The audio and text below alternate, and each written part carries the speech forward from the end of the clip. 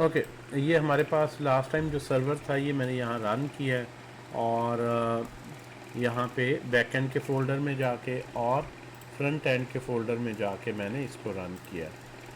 Sir अभी screen share नहीं हो रही है। जी, मैं आपसे शेयर कर देता हूँ। जी सर।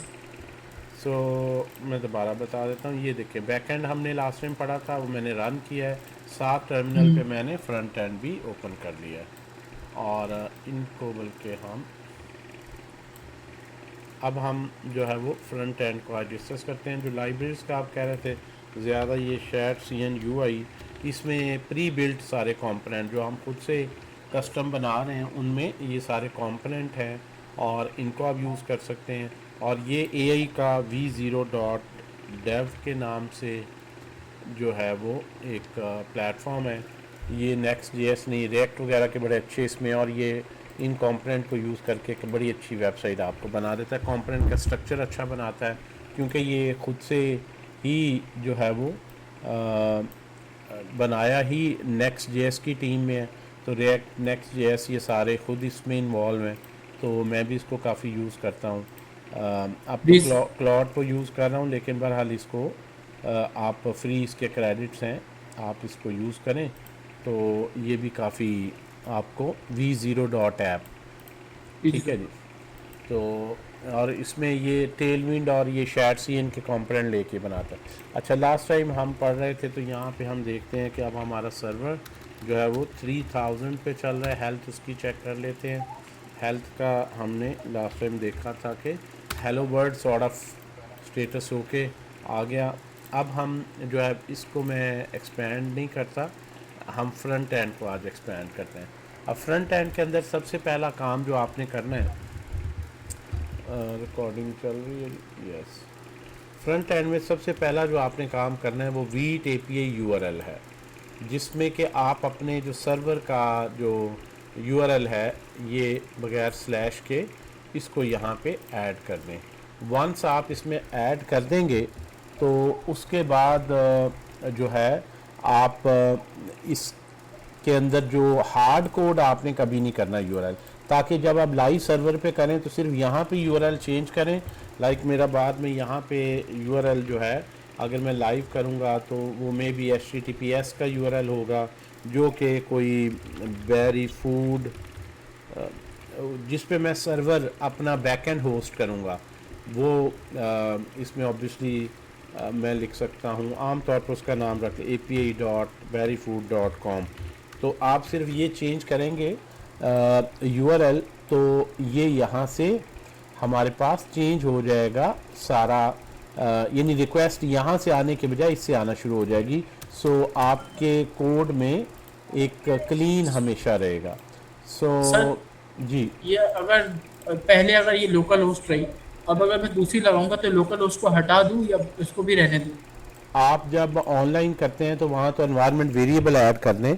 अगर आप यहाँ पे लाइव सर्वर आप रखा हुआ है तो आप इसको हैश शुरू में लगा कर कमेंट कर सकते हैं, और दोनों को चला सकते हैं कि मैं यहाँ पे एक दफ़ा लाइव लिख के भी देख लेता हूँ, इस तरह से। ठीक, फिर तो टेस्टिंग के लिए हो जाएगी। हाँ, टेस्टिंग हो जाएगी।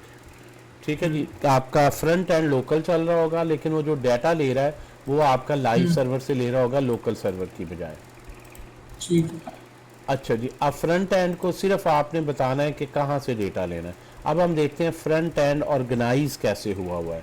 फ्रंट एंड पे डाटा कैसे फेच करना है, देखें। इसके लिए डाटा फेच करने के लिए मैं यहाँ से हम नेक्सस बेरी के यहाँ पे चैनल पे मैंने वीडियोस कुछ शेयर की थी। एपीआई से डेटा फैच करने के जो पैटर्न्स है ना, यहाँ पे बहुत ही डिटेल में बताए गए हैं। रादर जी सर। ये अगर आप देखें 1 2 3 4 5 6 घंटे की रिकॉर्डिंग है, जिसमें एपीआई से बताया गया कि डेटा फैच करने के लिए आपको पहले लोडिंग स्टेट में जाना है, फिर आपको एरर एरर को एरर है। चेक करना है, और फिर आपको डेटा देना है। डायरेक्टली हमेशा ज्यूम करना कि सक्सेसफुली चल जाएगा, ऐसा नहीं होना चाहिए। लेकिन ये जी सर। आपको एक दफ़ा नहीं करना, ये आपको कैटेगरीज लाई चाहिए हर पेज पे जिस पे भी आप डेटा फेच कर रहे हैं फ्रंट एंड पे, क्लाइंट साइड पे। तो आपको ये पैटर्न करना है। तो इस चीज़ का बार बार एक पैटर्न्स लिखना ये एक बहुत बड़ा चैलेंज है कि ये पैटर्न्स हम जो लिखें ये किस तरह से लिखें और इनका बेहतर तरीका क्या होना चाहिए। हमने जो प्रोजेक्ट की बात करते हैं तो हमने इंडस्ट्री स्टैंडर्ड देखने हैं कि अगर मेरे पास 100 एपीआई कॉल्स हैं और एक पैटर्न ऐसा है जो मुझे 100 दफ़े रिपीट करना है, हर दफ़ा एरर आने का चांस है, हर दफ़ा एसिंक्रोनस कॉल है, हर दफ़ा लोडिंग, एरर, एम्प्टी स्टेट और फिर डेटा, 4 स्टेट्स में से गुजरते हुए आना है। तो इसका एक ऐसा कोड लिखा जाए जो कि हमारे पास प्रॉपर एक स्ट्रक्चर्ड वे में चलता हो। और उसके लिए यहाँ पे मैं साथ ओपन कर लेता हूँ फ्रंट एंड। अब ये फ्रंट एंड क्या इस सर्वर से आ रहा है? यस, आप यहाँ पे एक तो देख सकते हैं हर रिक्वेस्ट जो है फ्रंट एंड पे एक एपीआई कॉल नहीं है, बल्कि फ्रंट एंड पे डिफरेंट कंपोनेंट्स है। हेडर है, इसके अंदर भी एपीआई कॉल है, कार्ड का स्टेटस लेता है। इस इवन फिल्टर्स बार में भी एपीआई कॉल अलग से जो सारी कैटेगरीज हार्ड कोडेड इन को लेती है। और ये प्रोडक्ट्स जो हैं ये इनकी अलग से एपीआई कॉल है और हर प्रोडक्ट के अंदर इमेजेस भी बैकएंड से आ रहे हैं, हर इमेज की भी एक सेपरेट एपीआई कॉल होती है। आल्दो हमने एक ही दिया हुआ है ताकि स्टूडेंट से शेयर करना इजी रहे, वो बाद में चेंज कर लें अगर आप। और ये यहाँ पे मॉर्गन की वजह से हमें ये यहाँ पे लॉग जो है मेंटेन हो रहा है, जिसमें अगर आप देखें तो ये मेन्यू, कैटेगरीज, फेवरेट आइकन, ये सारा जो है। और ठीक है, मेन्यू से आप प्रोडक्ट्स आ गई, कैटेगरीज आ गई, कार्ड से स्टेटस आ गया। तो जब भी आप रिफ़्रेश करते हैं तो कॉल्स वगैरह पीछे जा रही होती हैं। और अगर आपने यहाँ से हम कंपस को देखें और कंपस को हम चला लें और एक्चुअल देखें डेटा, पहले हम ये वेरीफाई कर लें कि ये हमारा डेटा जो है वो यहाँ से जो हार्ड कोडेड मैंने यहाँ पे बैकएंड में सीड लिया था यहाँ से नहीं आ रहा हो, ठीक है ना। उसके लिए हम डायरेक्ट ही यहाँ पे ये लोकल होस्ट से कनेक्ट करता हूँ। ये मैंने बताया था पीछे सर्विस चल रही हो और ये मेन्यू आइटम्स पड़ी हैं और इसके अंदर से कैटेगरीज की अलग कलेक्शन बनाई इधर ही कर रहा है। लेकिन कोई एक देख लेते हैं, बेरी बॉल है जिस तरह, ये जो पहला है अगर आप ये देखें बेरी बॉल 7.50 और यहाँ पे आपके पास वही है 7.5 और एंड सो ऑन। आप इसके अगर इसमें तो आप डायरेक्ट भी जाके डबल क्लिक मैंने किया और यहाँ पे मैं नाम चेंज कर देता हूँ, टेस्ट 1 2 3। मैं यहाँ पे आके इसको अपडेट करता हूँ। मैंने डायरेक्ट डेटाबेस पे जाके एडमिन, डेटाबेस का एडमिन पैनल आप प्रॉपर बनाते हैं। यहाँ एक लिहाज से ये छोटा सा CRUD ऑपरेशंस के लिए इन्होंने डायरेक्ट यूआई दिया हुआ है एडमिन उसका ना। तो यहाँ पे अब मैं आऊँ तो ये देखें टेस्ट 1 2 3 हो गया। यानी आपने वहाँ से जो चेंज करते हैं, इसका मतलब ये सारा डेटा असल में लाइव सर्वर से आ रहा है। तो मैं इसको वापस कर देता हूँ। ये जो मैंने डमी लिखा है इस तरह से, सॉरी। तो आप इसको अपडेट करें और अपडेट करके तो आप वापस उसको कर दें। जब ये सारे काम कर रहे हैं तो ये आपने देखा है पीछे जो है वो मेन्यू की कॉल दोबारा गई है। हर दफ़ा मेन्यू अपडेट कर रहा हूँ तो ये मेन्यू की कॉल वगैरह जा रही है।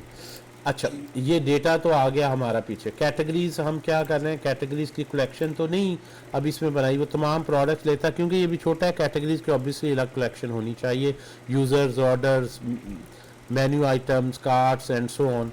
तो वो इन्हीं में से सारी कैटेगरीज जो है वो निकाल लेता है या हार्ड कोड देख लेते हैं फ्रंट एंड पे उसने किया हो। कैटेगरी की हमें नहीं नज़र। इमेजेस का मैंने बताया था, जो यूआरएल बता रहा है कि इमेजेस सर्वर पे पढ़ें और उसके पब्लिक फ़ोल्डर में पढ़ें स्लैश से, और पब्लिक फ़ोल्डर के अंदर इमेजेस के फ़ोल्डर में। और ये इमेजेस यहाँ पे आपकी जो ऐप है इसमें पब्लिक फ़ोल्डर की एक्सेस अलाउ होनी चाहिए। जो ये लाइन है ये बेसिकली पब्लिक फ़ोल्डर की एक्सेस दे रही है, फिर इसके अंदर जो मर्ज़ी हो सारा एक्सेस हो गया। और इसको रेफ़र कैसे करना है, इसको डेटाबेस में आप सिंपली स्लैश करके ये डायरेक्ट इमेजेस और ये नाम लिखें, कोई पाथ देने की ज़रूरत नहीं। अच्छा, अब फ्रंट एंड पे एपीआई का पैटर्न यहाँ पे उसकी कुछ लेयर्स हैं, मैं उस पे आता हूँ। जो डेटा आपने फैच करना है उसके लिए यहाँ पे जो आर्किटेक्चर यूज़ किया गया है वो ये है। ये एक ही स्लाइड है, की स्लाइड, जिसको आप समझ जाएं। यहाँ पे थोड़ा सा इसको हाइड भी कर रहा है।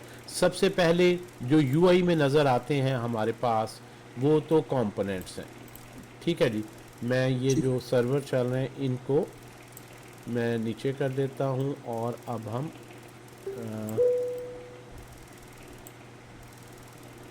सर्वर को नीचे कर देते हैं ताकि कोड हम डिस्कस करें। सबसे पहले तो ये बैकएंड का यूआरएल आपने देना है, और ये यूआरएल वगैरह लास्ट टाइम जिस तरह डिस्कस किया था आपने वहाँ कॉर्ड्स में, क्रॉस ओरिजिन में सारा इसको एक्सेस दिया। अच्छा, फ्रंट एंड पे डेटा कैसे आएगा? देखें, जब कंपोनेंट कोई शो होगा तो एक तो तरीका ये है बेसिक जो समझाने के लिए एज फर्स्ट एग्जांपल आइडियल है, और ज़्यादातर यही ट्रेनिंग कोर्सेज में इतना ही बताया जाता है कि आप जो है वो कैसे एपीआई से डेटा लें।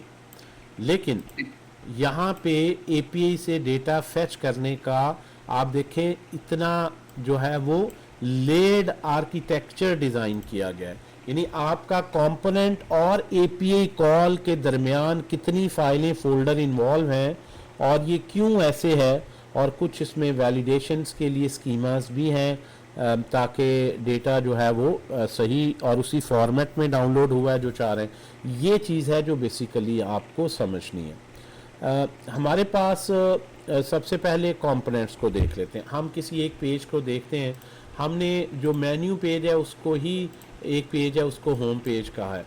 तो सबसे पहले तो पेजेस का स्ट्रक्चर देखें।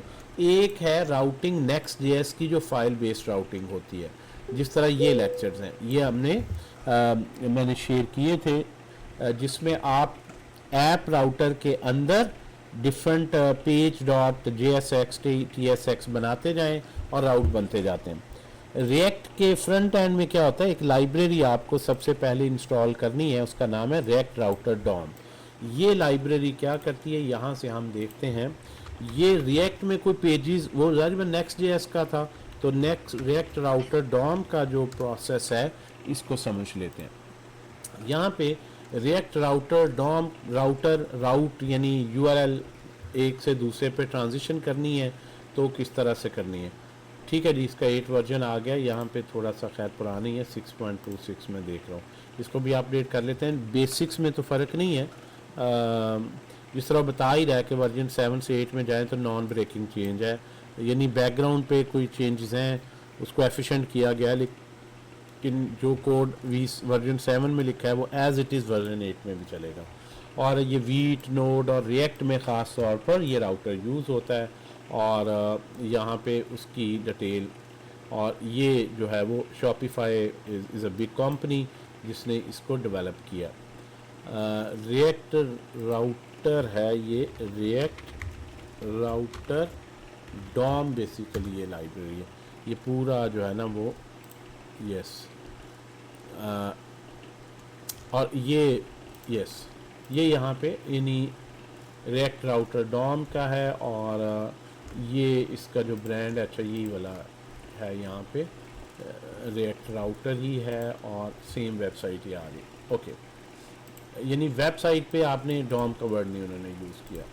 और ये लाइब्रेरी कितनी पॉपुलर है, आप यहाँ से इसके वीकली, एक वीक के अंदर डाउनलोड देखें तो ये आपको अंदाज़ा होगा कि ये जो डाउनलोड्स हैं ये कितनी ये पॉपुलर लाइब्रेरी है कि इसके डाउनलोड्स जो है वो मिलियंस क्रॉस कर रहे हैं।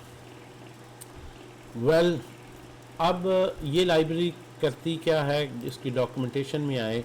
इंस्टॉलेशन में सबसे पहले तो कह रहा है ये लाइब्रेरी इंस्टॉल कर लें, आप इसके अंदर रिएक्ट राउटर डॉम इंस्टॉल कर लें। वो हम ऑलरेडी यहाँ पे package.json में आप देखते हैं ऑलरेडी कर चुके हैं। जो रिएक्ट का प्रोजेक्ट बनेगा उसमें रिएक्ट और रिएक्ट डॉम पहले होगी। अच्छा, इसके लिए शर्त क्या है, ये लाइब्रेरी को पहले समझ लें। इसके लिए राउटिंग की बेसिक सेटिंग कैसे होती है।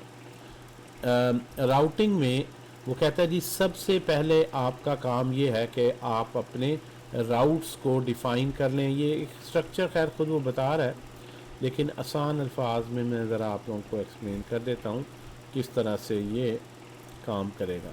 बल्कि यहाँ से इतना ये क्लियर नहीं हो रहा, नेक्स्ट जेएस में शायद वो ज़्यादा एग्जाम्पल ले जाता है। यहाँ पे आए, सबसे पहला काम क्या है रिएक्ट में, हमें पता है कि जो मेन फाइल है ना हमारी, यहाँ से हमारा जो प्रोग्राम है स्टार्ट होता है। और ये लाइन को हम देखते हैं यहाँ, जिस तरह बैकएंड पे हमने रखा था सीड, यहाँ भी मॉक डाटा कुछ रखा हुआ है उसी तरह का सीड। कभी बैकएंड नहीं बना, फ्रंट एंड डेवलपर काम कर रहा है तो अंदर ही हार्ड कोडेड की बजाय वो भी अलहदा से अपने सीड, या उसको मॉक डाटा बोलते हैं हम फ्रंट एंड में, वो mock server API call dummy यानी पूरा फ्लो उसी तरह का सेट कर सकता है, जो इसमें सेट भी किया गया। अच्छा, यहाँ पे हमने पहले हम राउटिंग को समझने लगे हैं। ये जो लाइब्रेरी है रिएक्ट राउटर डॉम, इसको मैं थोड़ा सा एक्सप्लेन कर देता हूँ, इसमें पेजेस क्या क्या हैं। अच्छा सर जी जी एक क्वेश्चन था सिर्फ, ये जो आप रिएक्ट राउटर बना रहे हैं तो सर राउट्स तो हमने वहाँ पर भी एपीआई में भी बनाए, बैकएंड पे भी बनाए हुए।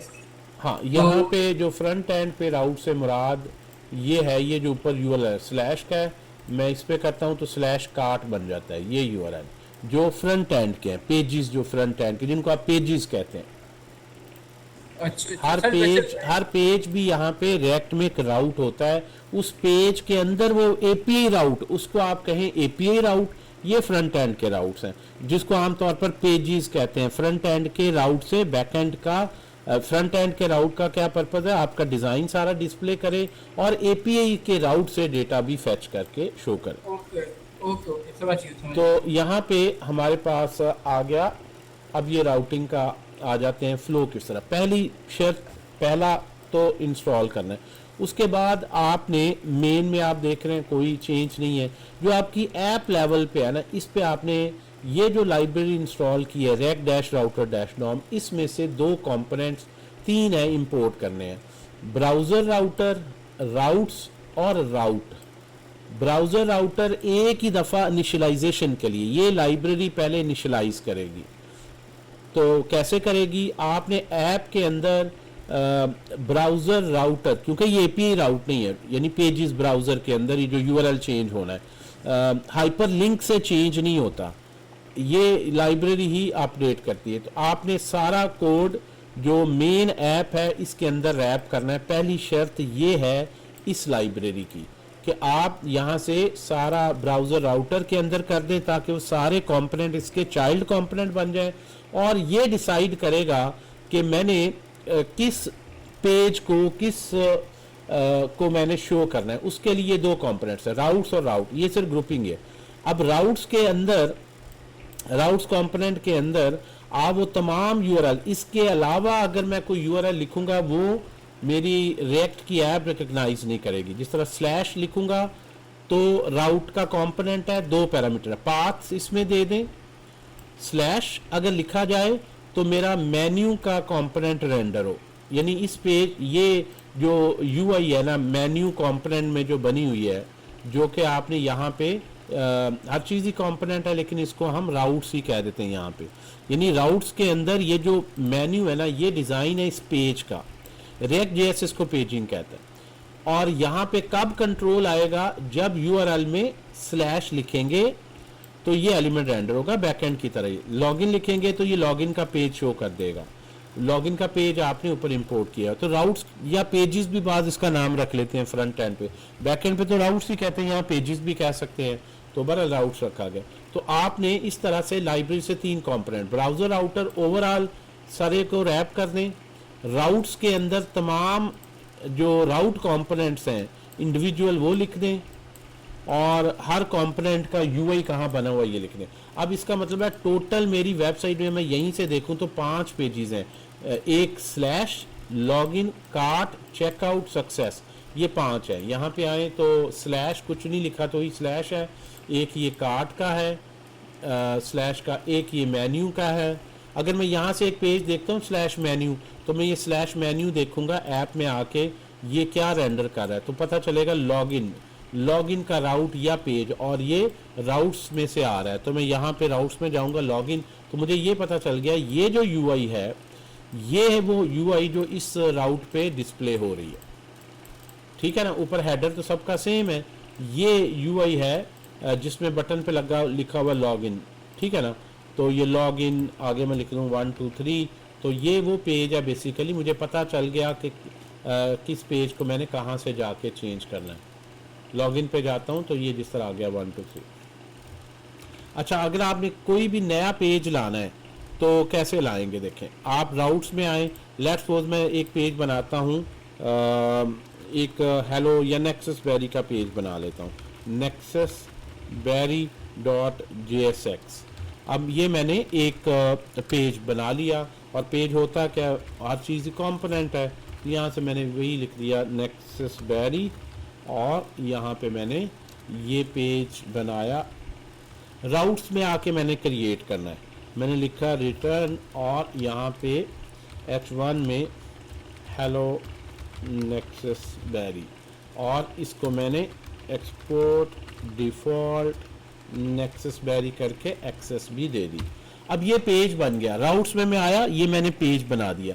अब ये पेज इधर फ्रंट एंड पे कैसे शो होगा, यहाँ पे कैसे आएगा, कि मैं यहाँ पे क्या URL लिखूं कि ये वाला पेज की आउटपुट आए। तो इसके लिए मुझे इसको राउटिंग के सिस्टम में डालना होगा। उसके लिए मैं ऐप में आऊँगा, और मैं यहाँ पे आके एक नया राउट बनाऊँगा। ये राउट्स कलेक्शन है, एक्चुअली राउट कंपोनेंट दिए राउट, इसके अंदर मैं लिखूंगा पाथ। अब ये मैं डिसाइड करूंगा कि पाथ क्या होगा। लेट्स सपोज मैं स्लैश नेक्सस बेरी लिख देता हूँ, या स्लैश टेस्ट लिख देता हूँ, तो उसमें ये एलिमेंट रेंडर हो। अब मैं यहाँ पे इंपोर्ट करूंगा ये वाला नेक्सस बेरी का पेज, जो कि मुझे पता है पेज लेवल के कंपोनेंट मैंने राउट्स में रखे हुए हैं। तो यहाँ पे ऑटो इंपोर्ट की एक्सटेंशन वो भी शायद खुद ही कर दे। हम यहाँ पे कंपोनेंट रेंडर करना है, तो आप यहाँ कंपोनेंट जो है वो लिखें, और इसका नाम लिखें नेक्सस बेरी। ये ऊपर आ गया स्लैश राउट्स, क्लिक करता हूँ तो ये ऊपर इसकी इंपोर्ट की लाइन बन गई। और मैंने कहा कि जब स्लैश नेक्सस बेरी लिखा है तो ये कंपोनेंट रेंडर करो जो ये बताता है। अब यहाँ पे एक नया पेज बन गया, मैं यहाँ पे आता हूँ, मैं लिखता हूँ नेक्सस बेरी। तो ये यहाँ से इसको रिफ्रेश करें, ठीक है जी। एंड यहाँ पे पेज की आउटपुट देख लेते हैं कि ऐप में किस तरह से चल रही है जी। सबसे ऊपर नैब बार सबका ही आना है, जो मर्जी राउट हो, स्ट्रक्चर देखें। और इसके नीचे कंटेंट में इनमें से कोई एक आएगा, सारे नहीं आएंगे, जिससे मैच करे। तो ये मैच करना चाहिए, ये नाम स्पेलिंग होपफुली। तो ये उसके नीचे मैं यहाँ पे देख लेता हूँ क्या है error. React router future flag relative this, कोई ऐसी एरर तो इसमें नहीं आ रही। इसको एम्प्टी कैशे और हार्ड रीलोड करते हैं ज़रा। सिर्फ ये इसका बता रहा है नॉट फाउंड, क्योंकि नेक्सस बेरी के अलावा और कोई अगर आप पेज करते हैं तो उसमें भी वो कोई भी और पेज आता है तो आपके पास राउट्स के अंदर ऊपर नैब बार हमेशा ही आएगा, जो मैच करेगा वो आएगा, और आपके पास आ जाएगा फुटर। इसका मतलब है कि ये पाथ इससे मैच नहीं हो रहा।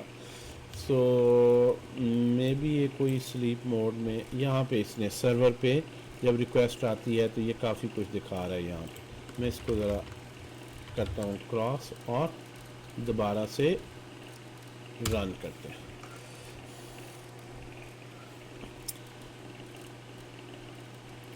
अब आ जाए यहाँ पे, नॉट 1 2 3 रादर नेक्सस बेरी। कहीं फिर टाइप स्क्रिप्ट में भी लिखी है आई गेस के।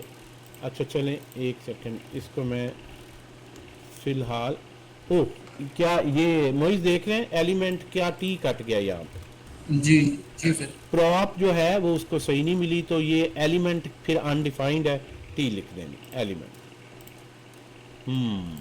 वही मैं कहूँ कि ये क्लियर होगी जो बात।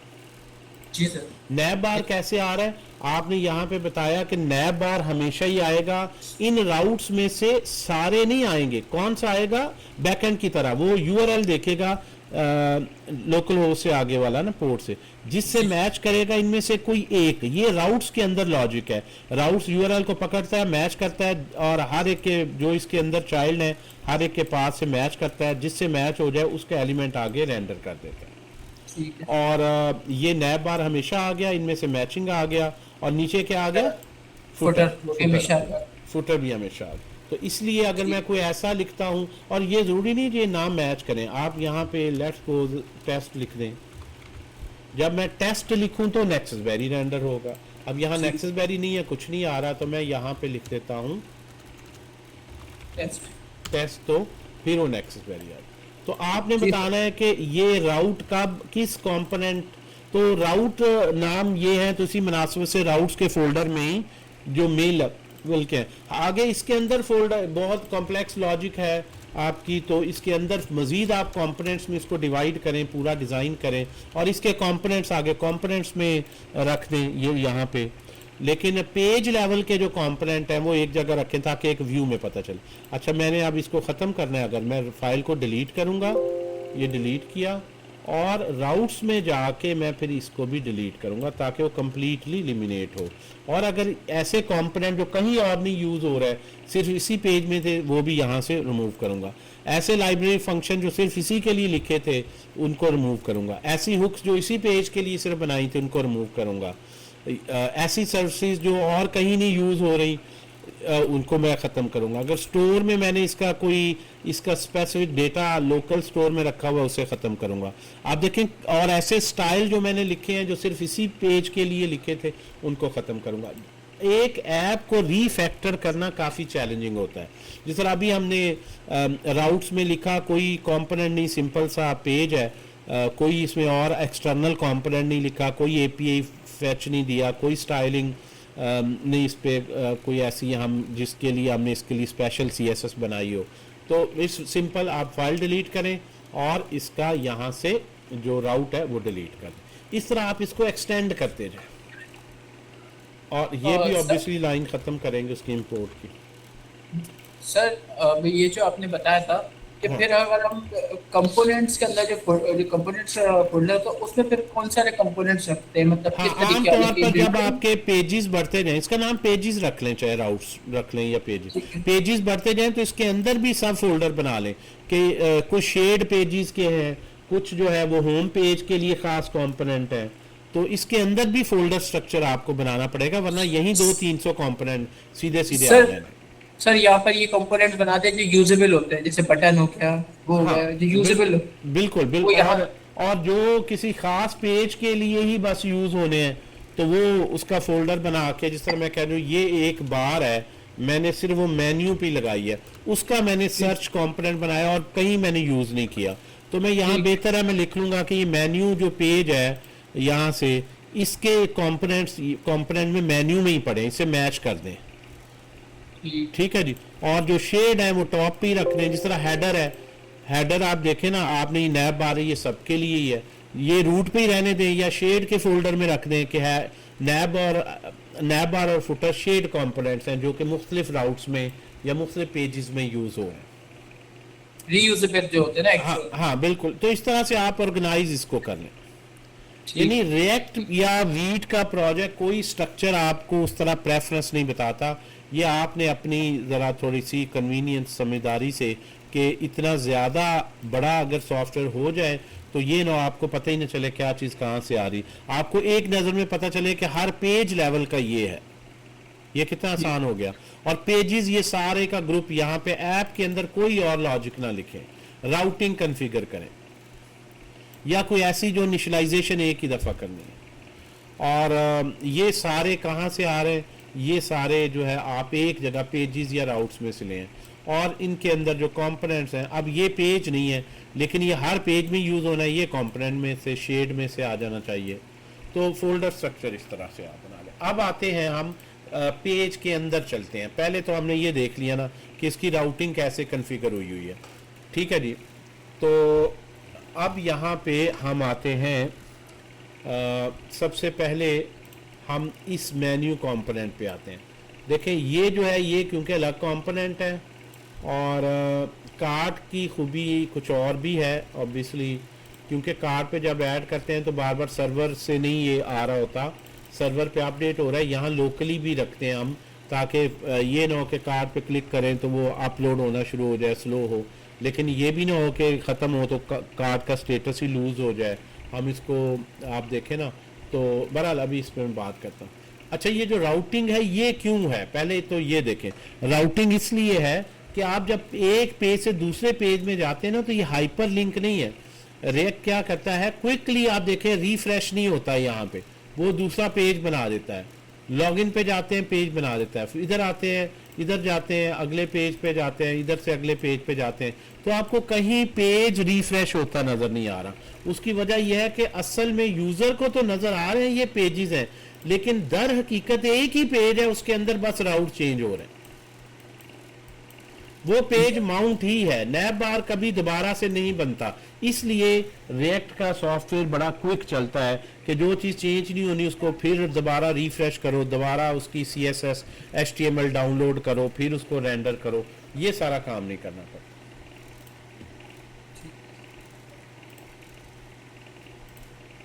आप मोइज अकेले ही थे कि बाकी लोग भी ज्वाइन कर लिया बिलाखिर? अच्छा, चलें, क्लियर होगी बात जी जी जी सर। राउटिंग का। अच्छा, अब आते हैं हम यहाँ पे कि इसका पूरा राउटिंग का, अब आपको दोनों राउटिंग आने चाहिए।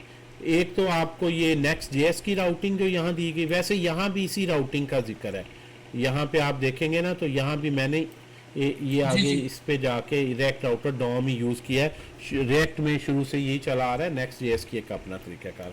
तो अगेन दोबारा आप इनमें से ये वाले लेक्चर्स देखेंगे तो इनमें राउटिंग मैंने पूरी ज़ीरो से कन्फिगर भी की हुई है।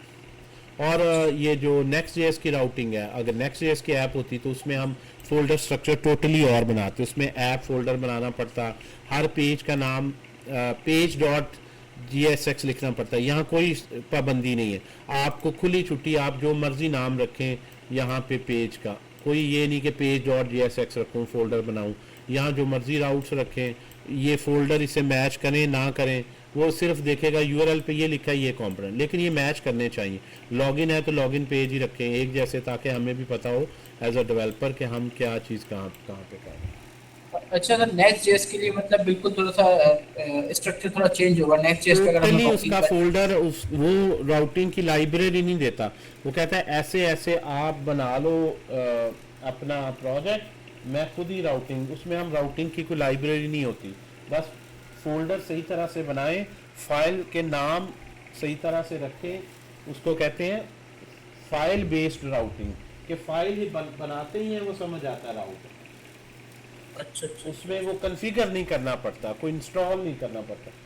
ऐप के अंदर जो भी फोल्डर के अंदर page.jsx की फाइल है वो राउट है, लेकिन वहाँ नुकसान क्या है, आप मर्जी से पेज लेवल के कंपोनेंट का नाम नहीं रख सकते। यहाँ पे चेकआउट का नाम मैंने चेकआउट रखा है, नेक्ससबेरी चेकआउट, कुछ भी रख सकता हूँ। और यहाँ पे आप if else भी यूज़ कर सकते हैं, कंडीशंस भी लगा सकते हैं। आखिर ये कंपोनेंट है कि ये सिचुएशन हो, लॉगिन है तो ये चेकआउट फॉर्म, अदरवाइज ये चेकआउट फॉर्म। जब आपको ये पता चल गया कंपोनेंट है, तो ये प्रोग्रामिंग है, खुली आपके पास आज़ादी है, जितना भी क्रिएटिव होना चाहें आप हो सकते हैं। ठीक है। अच्छा जी, अब आ जाए API के पैटर्न। तो मैं ये बात कर रहा था, सबसे पहले तो हमने इससे अलग से राउटिंग का फ्लो ओवरऑल देखा, और एक अपना कस्टम पेज इसमें ऐड करके देखा कि अगर हमारा अपना कस्टम पेज होगा तो वो इस राउट में किस तरह से होगा। अब आते हैं ये डेटा। देखें, डेटा जो आपने लाना है, पहले ना इस आर्किटेक्चर की बहुत ही ज़्यादा एक खूबसूरती समझे, ये कैसे जो है ना वो काम करता है। मैं यहाँ पे आप देखें ज़रा, आप में से और जो बंदा भी ये लेक्चर भी मैं लेकर फॉलो कर रहा है, आम डेवलपर जो बेसिक लेवल का है ना, जो अपने आप को मन स्टैक डेवलपर कहता है, वो कैसे कोड लिखता है? वो इस तरह लिखता है कि ये सर्वर पीछे चल रहा है, ठीक है जी, मैं यहाँ पे आता हूँ, स्लैश शायद मेन्यू ही राउट है या AP/मेन्यू है, आई एम नॉट श्योर क्या, स्लैश मेन्यू है, /API/मेन्यू। अब ये इसको फेच करना है और इसको यहाँ पे ये शो किया गया। अच्छा मुझे ये बताएं, दो दो सिचुएशंस में आपको देता हूं और आप बताएं जी आइडियल प्रोग्रामिंग का लेवल क्या होना चाहिए। नंबर वन, कि मैं पहली दफ़ा जब यूज़र आए मैं क्लिक करता हूँ, विजिट कर ले ये पेज, आपने ये सारा डेटा डाउनलोड किया, फिर इमेजेस डाउनलोड किए एंड सो ऑन। उसके बाद यूज़र जो है वो लॉगिन पेज पे गया, वो डाटा जो आपने डाउनलोड किया था होम पेज में, अब वापस वो लॉगिन के बाद कहता है नहीं दोबारा मैं देखूं जरा है कौन कौन सी, प्राइसिंग क्या है, फिर वो होम पे आता है। क्या ये दोबारा डाउनलोड होने चाहिए या कोई ऐसा जादू हो कि ये डाउनलोड हो के ब्राउजर में लोकली कैशे कर ले और मेमोरी से ही सर्व कर दे, मेरे सर्वर पे रिक्वेस्ट दूसरी दफा ना जाए? कौन सा ज्यादा आइडियल है? सर कैशियर वाला सही है। हाँ देखें, इससे क्या फायदा होगा, आपके सर्वर पे कॉल ही नहीं जानी, आपका लोड ही नहीं आना, आपकी बैंडविड्थ ही नहीं यूज हुई, आप वर्सल इधर उधर फ्री होस्टिंग कर रहे हैं, वो कितना बैंडविड्थ डाउनलोड करते हैं उसका कोटा रखता है, आपका कोटा यूज ही नहीं हुआ और यूजर को कमाल एक्सपीरियंस मिला कि वो यहाँ पे जाता है इधर जाता है। देखें कैसे लगता है जैसे जादू है, कोई लोडर चलने का टाइम ही नहीं है क्योंकि डाटा वही वाला है जो हो गया और यूआरएल चेंज हो रहा है, ये भी नहीं है कि उसको लग यही रहा है जैसे डिफरेंट पेजेस पे।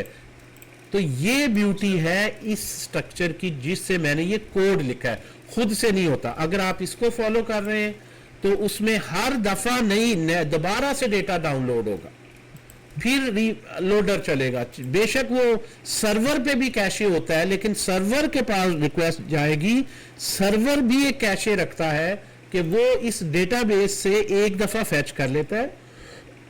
फिर यहां पे ये जो आपको ज्यादातर 300 आ रहे हैं ना, 300, तो ये सर्वर पे डिफॉल्ट ऐसी कोडिंग हुई होती है कि वो कैशे कर लेता है कि अगर शॉर्ट टाइम के अंदर अंदर रिक्वेस्ट जा रही है तो वो बार बार डेटाबेस पे क्यूरी नहीं लगाता। लेकिन मैं इससे भी एक लेवल आगे हूं, मैं कहता हूं सर्वर पे कैशे क्या, मैं सर्वर पे रिक्वेस्ट ही ना भेजूं, मैं यहीं पे कैशे रेक्ट के अंदर ही हो, इस ब्राउजर के अंदर ही इसकी मेमोरी में इसके अंदर ही ये सारा मैं डेटा रख दूं और ब्राउजर में ये मेमोरी में यूजर के लोड हुआ है तो यूजर जो है, इसका मतलब मेरा पीछे सर्वर क्रैश कर जाए, कुछ भी हो जाए, जब एक दफा वेबसाइट खुल गई तो वो ऐसी चलती रहेगी, सर्वर से तो कुछ आ ही नहीं रहा। सर लेकिन इसका अगर बिल्डफर सर्वर में कोई इश्यू होगा मैं तो पता ही नहीं लगेगा। नहीं पता लगेगा, और पता तब लगेगा जब मैं यहाँ पे आके कोई ऐड टू कार्ट करूंगा, फिर सर्वर पे रिक्वेस्ट जाएगी या मैं प्लेस ऑर्डर करने लगूंगा तो पता चलेगा सर्वर है। लेकिन व्यू ओनली चलता रहेगा। बाज का ना थोड़ी देर के लिए फ्लक्चुएशन आती है, आपका नेट थोड़ी देर चंद सेकंड के लिए गया फिर आ गया, अगर ऐसा कुछ हो रहा है तो उसको स्मूथ ही चलती रहेगी साइड, उसको पता ही नहीं चलेगा मेरा नेट कभी डिस्कनेक्ट भी हुआ है। जी सर, ये इसका फायदा है, नुकसान नहीं है। हाँ ऑब्वियसली जब सर्वर से कुछ आपने अपलोड करने लगेंगे या बिल्कुल नए पेज का डाटा लेने लगेंगे जो आपने पहली दफा यूजर विजिट कर रहा है तो उसको फर्क नजर आएगा। पहले विजिट पे डेटा आ जाएगा, उसके बाद वो कैशे कर लें उसे, ताकि जब तो ये है, अगर आप ऐसे ना करें तो आप पागलों की तरह क्या कर रहे हैं हर दफा। अब मैं आपको एक एग्जांपल दिखाता हूं, आप देखें कितना ये क्रेजी, वरना जो बच्चे हैं किसी बड़ी कंपनी कभी नहीं हायर करती, उन्हें पता ही नहीं कोड कैसे कर। आप जरा काउंट करो इस पेज पे कितने इमेजेस हैं, कितने टेक्स्ट हैं, कितनी क्यूरीज लगी हैं, कितना कुछ इन्होंने किया है, और मार्केटिंग के कितने रूल हैं, कौन सी पैसे दे रहे हैं उनको शुरू में दिखाना है, कौन सी सेल पे है, ये सारा डेटा। अगर मैं यहां से सोचो देखता हूं कार्ट एम्प्टी है, ये देखो लोडर चल रहा है, आई एम वेटिंग, फिर मैं होम पे आता हूं तो फिर ये सारा डाउनलोड करना शुरू कर दे तो मेरा तो सर्वर बेचारे पे, वैसे मेरा बिल अगर क्लाउड पे मैंने किया हुआ है तो मेरा बिल जो है $3-4 गंदा डेवलपर हायर करने की वजह से बन जाए, और वो कहे ये डाटा तो डाउनलोड होना ही होता है, इसमें मैं क्या कर सकता हूं।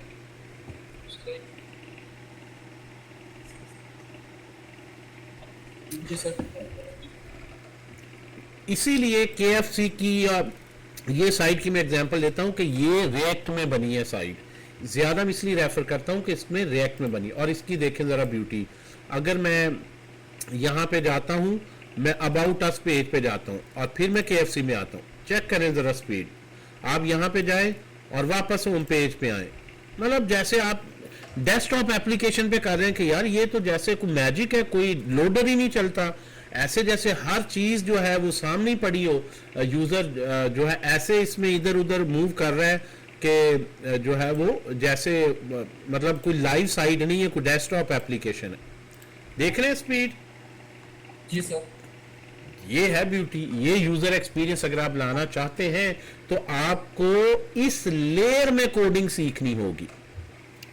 अच्छा सर, ये कैशे वाला जो टेक्निक है तो ये भी इसी में ही आ रही है?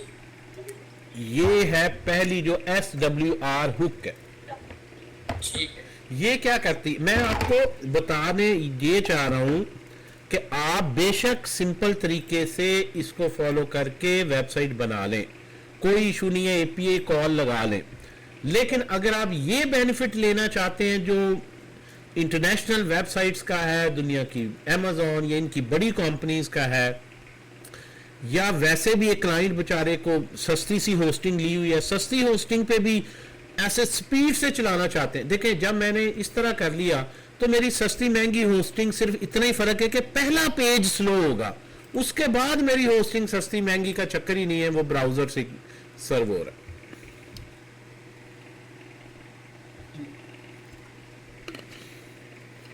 सर्वर पे तो लोड आप डाल ही नहीं रहे। कैसी मजे का ये पैटर्न है, बताएं जरा।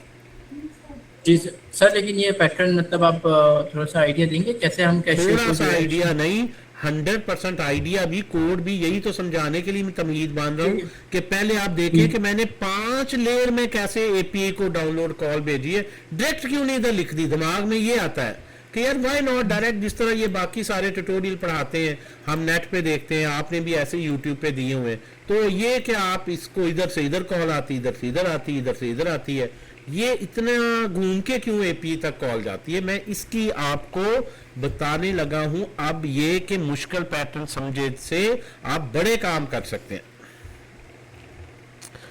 ये सबसे पहले ये आपको कॉन्सेप्ट होना चाहिए कि ये ऐसे क्यों लिखा गया। अब ये कि इसका सिंटेक्स क्या है और इसकी कोडिंग कैसे हुई है, कैशे वो किधर है, क्या मैं देख सकता हूं, और ये कैसे पता चलता है कि बैकएंड पे डाटा चेंज होगा तो दोबारा उसको कैशे से नहीं देना, फ्रेश लो क्योंकि पीछे तो डाटा चेंज हो गया। ये सारे कंसर्न ना पड़ते हैं। अच्छा, इसके लिए हमारे पास एक लाइब्रेरी है जो यहाँ पे मैंने डिस्कस की है ना, और कोर्स में भी ऑब्वियसली जब मैंने आपको यहाँ पे LMS में पढ़ाया है ना, यहाँ भी मैंने आपको बताता हूँ जी, ये आप लोगों का खोल लेते हैं। यहाँ भी मैंने पहले लेक्चर में ही इंटीग्रेशन भी सिखाई है आप लोगों को, यहाँ भी मैंने फैच करके ही बताया है जैसे मैंने यहाँ पे बताया, और यही आपको 90% नेट पे मिलेगा।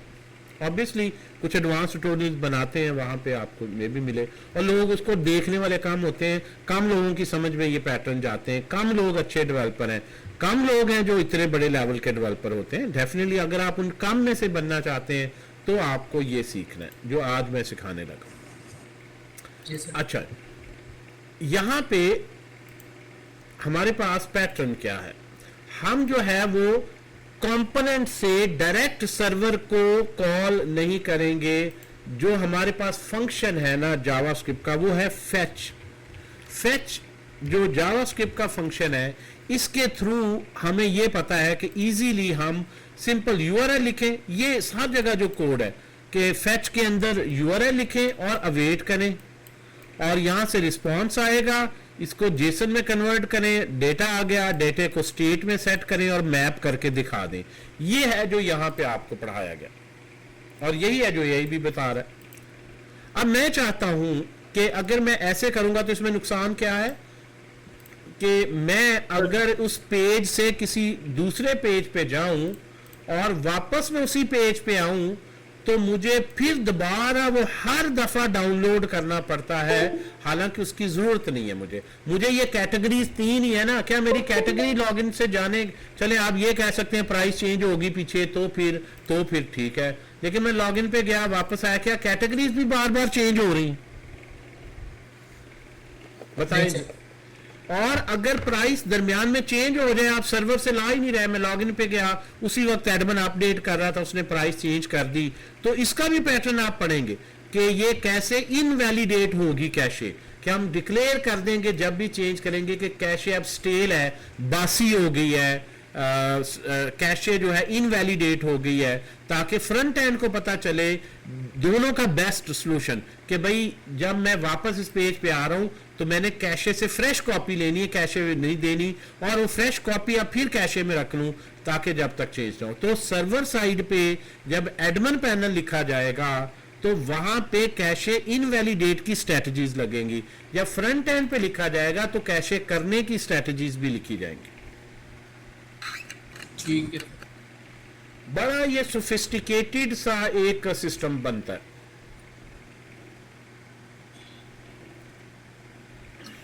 सर, ये बैकएंड पे भी मतलब आप लाजमी करनी पड़ेगी हमें कैश इनवैलिडेट। अगर नहीं करेंगे तो आप चेंज करते रहें, कुछ भी करते रहें, उसको पुरानी प्राइसेस इशू होती रहेंगी।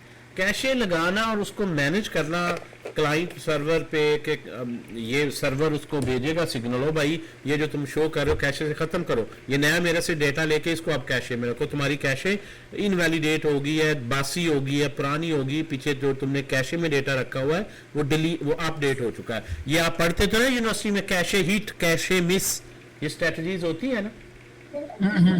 तो वो कैशे मिस का उसको कॉन्फ़िगर करेगा कि तुम्हारी अब कैशे हिट नहीं होनी चाहिए, ये मिस होनी चाहिए। ये बहुत ही प्यारे खूबसूरत पैटर्न्स हैं। SWR हुक इसको बिल्कुल आसान बना देती है। अच्छा, एक दो और लाइब्रेरीज हैं जो लोगों को पता नहीं, ऐसे ही सुना होता है सर आजकल नेक्स्ट जेएस की बजाय ये जो है वो बड़ी लाइब्रेरी पॉपुलर हो रही है, जिस तरह यूज क्यूरी है, ये बहुत ही स्वच्छ आई हुई है, ये जो 10 स्टैक क्यूरी, और लोगों को पता नहीं है, वो सुना हुआ है, वो आते सारी ये आजकल रिएक्ट की जगह आ रही है। हाँ जी आ रही है, लेकिन रिएक्ट में क्या खराबी आ गई जो इसकी ये इतनी वायरल हो रही है। ये सारे पढ़ने के बाद आपको पता चलेगा कि ये वो चीज है जिसको अच्छा और इजी मैनेज करना, जिस तरह ये 10 स्टैक क्यूरी है ये देता है। और इसके मुकाबले में एक और लाइब्रेरी है SWR हुक्स, या इससे फैच करना, ठीक है जी, SWR, जो ये सारी लाइब्रेरीज आपकी वर्सल ने ये लाइब्रेरी बनाई है, वैसे नेक्स्ट जेएस के लिए उसने बनाई है, लेकिन ये इंडिपेंडेंट उन्होंने रखी है, नेक्स्ट में यूज करें रिएक्ट में। ये लाइब्रेरी क्या करती है, फैच करती है डेटा, करना तो फैच ही है, अल्टीमेटली करना तो यही फैच ही है सर्वर से, लेकिन बार बार एक ही चीज को फैच नहीं करना। तो जब वो कहता है जी यहां पे इसका देखें तरीकाकार क्या है, ये कहता है कि आप फैच की कॉल जो है ना इधर बाहर लिखने की बजाय मुझे यहां पे दे दें, मेरे अंदर कोड करें इस फंक्शन के, जैसे यूज इफेक्ट में करते हैं। इसने कह दिया यूज SWR, ये लाइब्रेरी का नाम है SWR, उसी नाम से उसने हुक बना दी अपनी, जिस तरह यूज इफेक्ट है, बहुत आसान है। वो कहेगा कि ये जो मैं डाटा जब फेच कर लूंगा ना, तो मैं जब तुम दोबारा आओगे ना इसी चीज को फेच करने, तो मैं सर्वर से फेच नहीं करूंगा, तो मैं पुरानी फेच की हुई दे दूंगा, और पहली दफा मैं जब फेच कर रहा हूंगा तो मैं लोडर में ट्रू कर दूंगा, एरर आई तो एरर को सेट कर दूंगा, नहीं तो डेटा दे दूंगा। लेकिन दूसरी दफा जब तुम आओगे वही वाला मैं देखूंगा कंटेंट है, तो मैं अपने कैशे से ही कर लूंगा। और यूज SWR ये ब्राउजर की मेमोरी में कैशे सिस्टम बनाता है। ब्राउजर मेरी रैम में, जो यूजर हमारी वेबसाइट देख रहा है उसी की रैम में है ना डेटा सारा, उसकी मेमोरी में आया है, तो वहां पे वो बनाता है बेसिकली एक कैशे है, क्या लाइब्रेरी रैम के अंदर ही एक मेमोरी है जो कि फेच को अवॉइड करती है, फेच पे कॉल नहीं जाने देती, और जब वो कैशे सेट कर रहा है तो तब तक वो लोडिंग रखता है, और अगर एरर आ जाए तो हमें बताता है एरर है, डेटा आ जाए तो डेटा। वो 3 पैटर्न जो हम खुद लगाते थे यहाँ पे, वो लगे लगाई मिल गए हमें, ठीक है जी। तो ये हमें सिर्फ यहाँ पे बताना है किस तरह। तो फेच, रिक्वेस्ट, रीवैलिडेट, इस पे हम आएंगे रीवैलिडेट पे। तो ये मेन आइडिया है। ये जो 10 स्टैक की यूज क्यूरी है ना, इसका भी बिल्कुल सेम आइडिया। अगर आप इसकी लाइब्रेरीज देखें, इसकी डॉक्यूमेंटेशन देखें, इसके राउटर की, ये तो राउटर भी इन्होंने दिया है और इन्होंने क्यूरी भी दी है।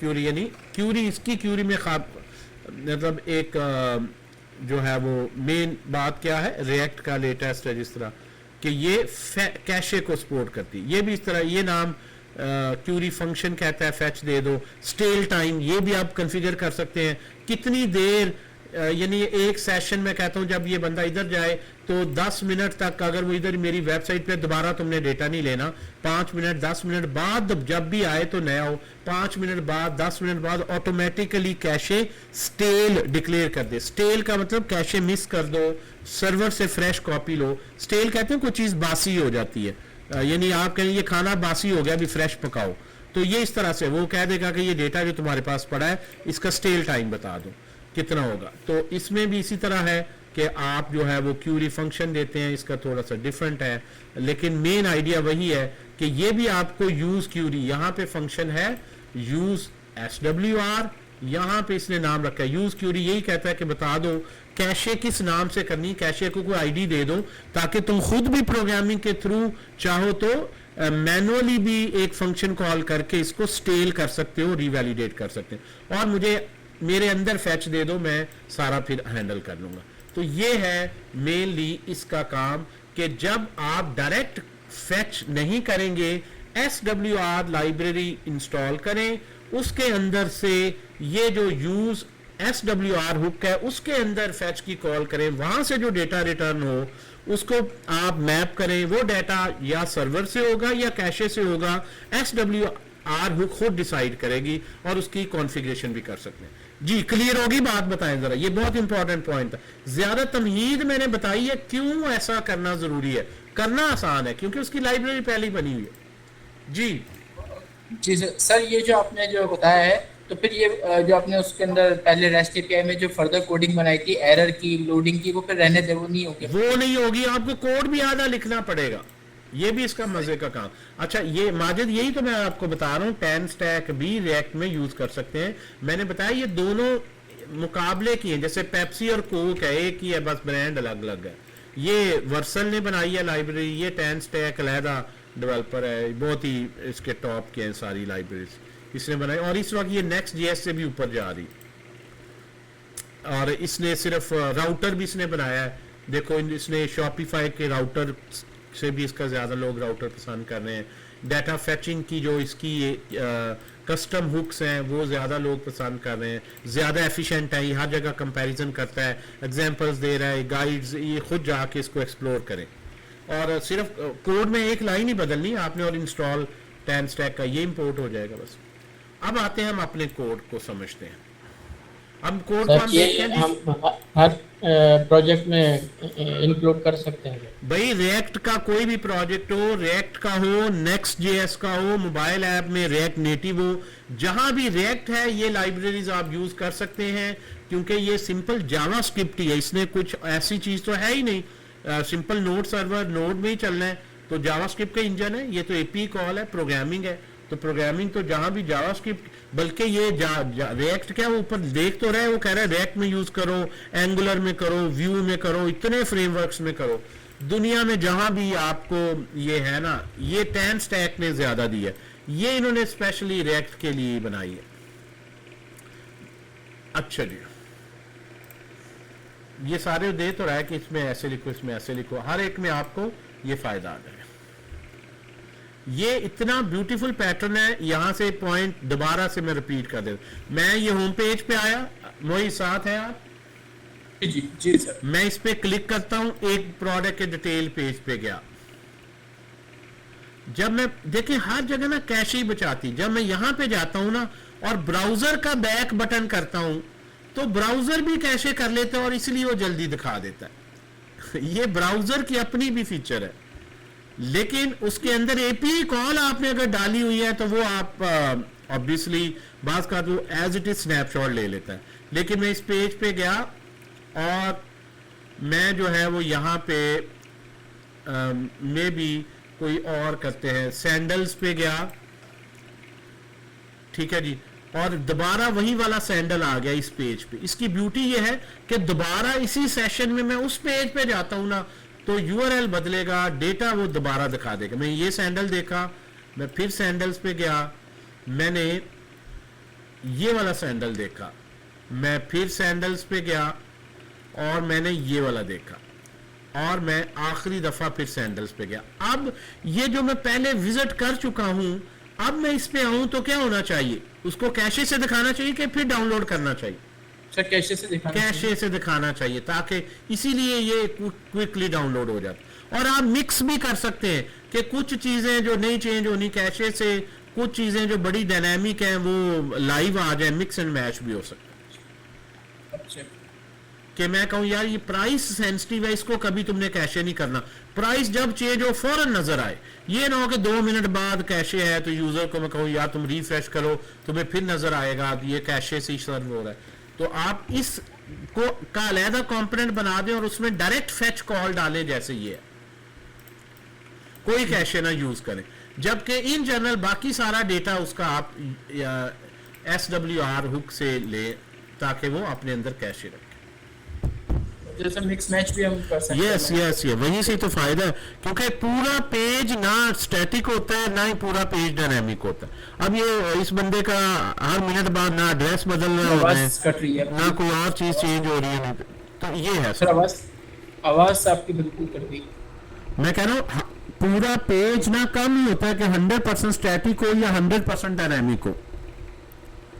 ठीक है सर, फिर बात भी आवाज ये है आपकी कि देखे आपने इसीलिए तो पेज को कंपोनेंट में डिवाइड हुआ है, जिस आवाज- कंपोनेंट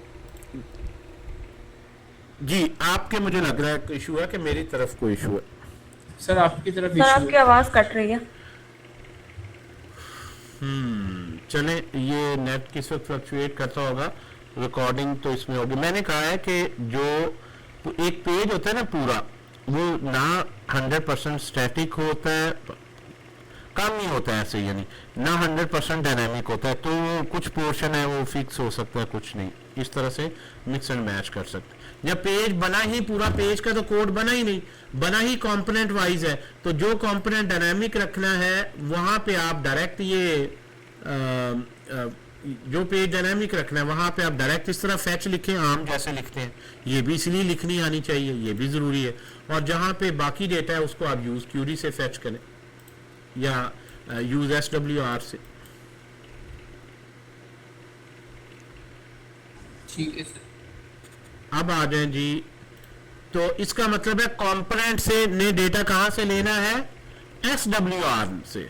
और SWR में आपने जो है ना वो बेसिक सेटिंग ही की हो, इसके अंदर भी सारा कुछ लिख सकते हैं। तो अलग-अलग सर्विसेज में बेसिकली कॉल रखें, और ये इसमें पैटर्न है। ये मैं एक पेज का फ्लो बताता हूं, अब आप इस लेड अप्रोच के मुताबिक देखिएगा।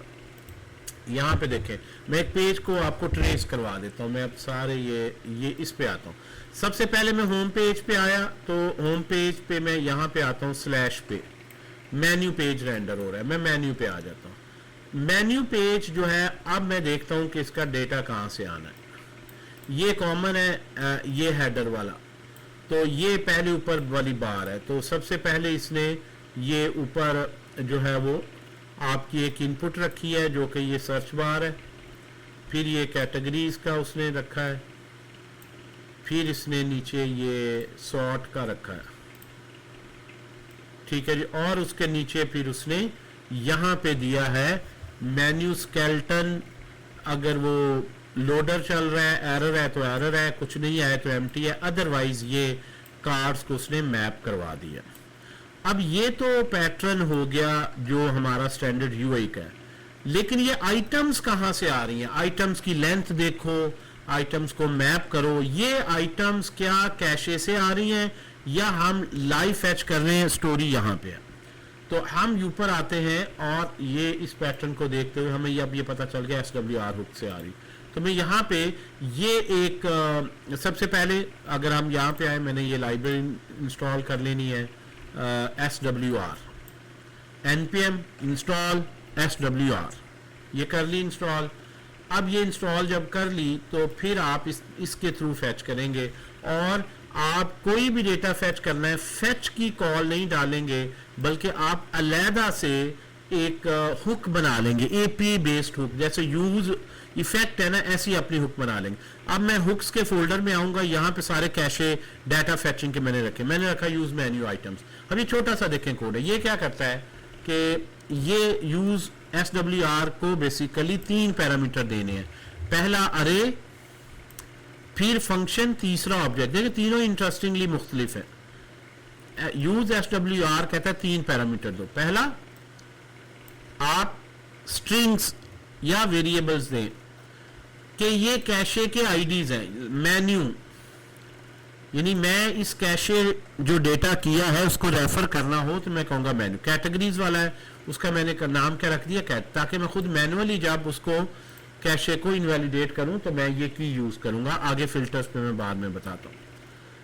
तो पहले तो कहता है जी की एक स्ट्रिंग ही होनी चाहिए, लेकिन आप मल्टीपल दे सकते हैं, इस तरह मेन्यू और उसके अंदर आईडी कि इस मेन्यू का ये आईडी है जो मैंने कैशे किया हुआ, इस तरह से इजी हो जाता। दूसरे में यहां पे फेच कॉल देने की बजाय आपने अलहदा से फंक्शन बना लिया गेट मेन्यू का।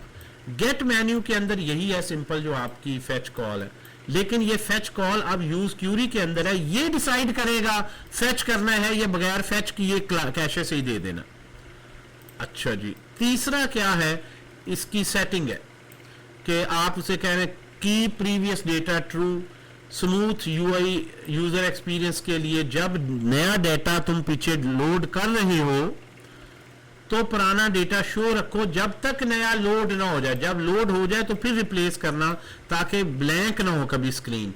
तो ये उसकी एक सेटिंग है, की previous data while you are fetching keep the previous data, जब वो आ जाए तो फिर फौरन से रिप्लेस करो ताकि हमेशा डेटा जो है रहे।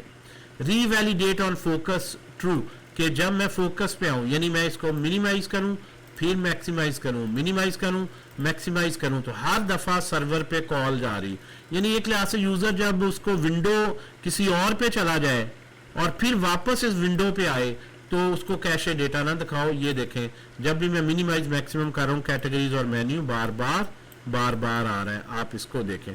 अगर आप चाहते हैं ताकि उसका ये है कि अगर इधर है बंदा और इधर आ जाए फिर वापस इधर आए तो आप कहें यार तब तुम एक दफा सर्वर से लाओ ताकि मे भी थोड़ी इतनी देर बाद बंदा आया है तो उसको अपडेट हुई है तो उसको अपडेट मिले।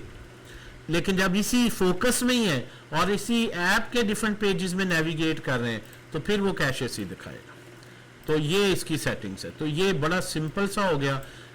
गेट मेन्यू वही है, सर्विसेज के अंदर सारे आपने फैच किए हुए हैं। मेन्यू की सर्विस में गेट पुट पोस्ट, ये गेट मेन्यू वही है जो आपने स्लैश, ये भी उस पर मैं आता हूँ क्यूरी पे।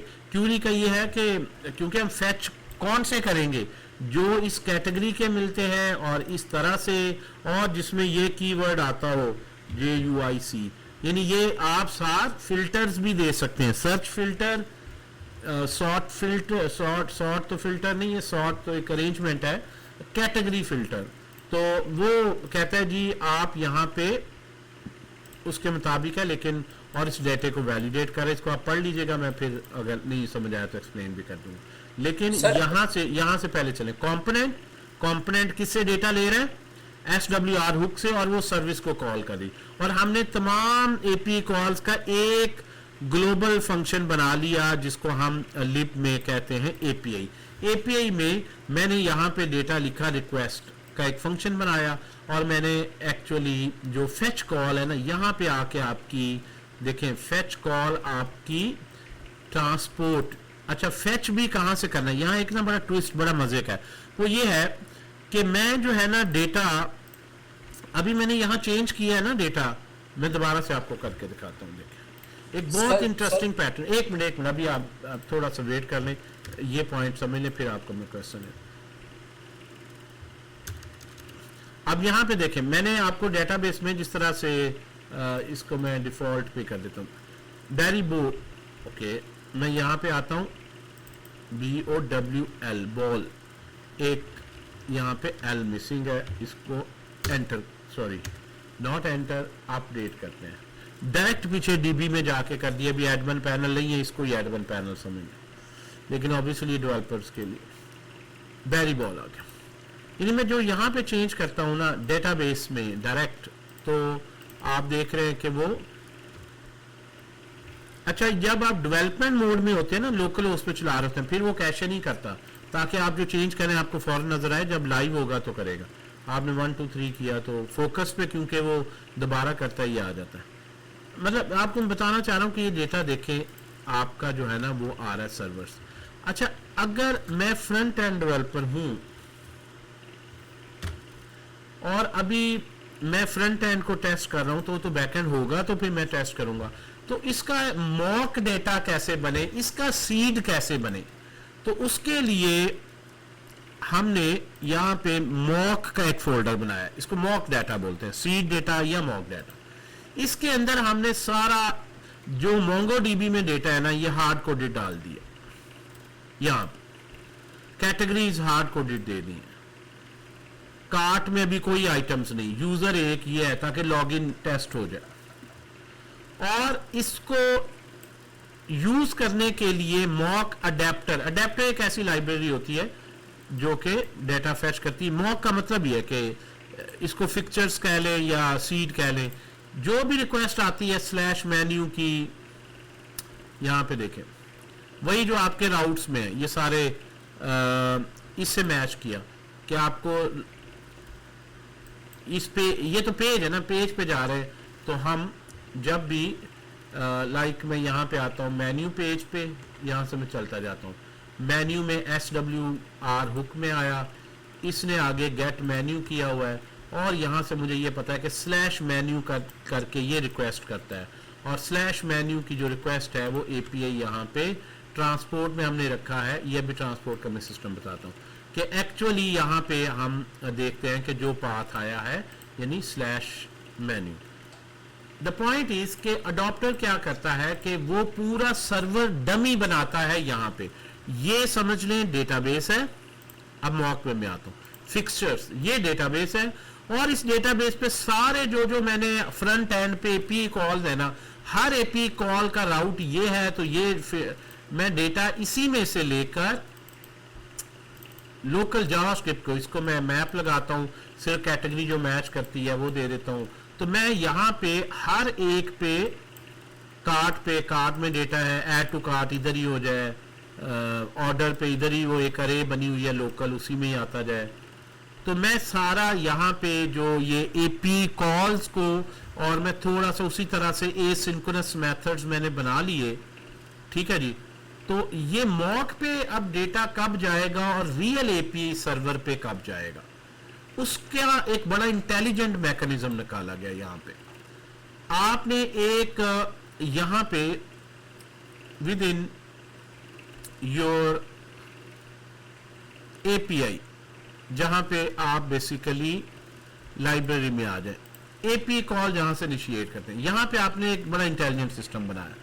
आपने कहा जी अगर तो यूजर ने ENV सेट किया हुआ है, यानी उसका कुछ सर्वर है चल रहा है, तो आप अगर बेस URL है, आपने इसको इंपोर्ट कैसे करना है, पीछे नोड में था process.env, जबकि वीट प्रोजेक्ट में इसको लिखते हैं import.meta.env, वीट URL। ये अगर तो ये सर्वर का कोई URL है बेस, यहां पे क्वेश्चन मार्क अगर है तो फेच फंक्शन कॉल करो इसी बेस URL से, वही पाथ, क्यूरी पैरामीटर्स, वही ऑप्शंस।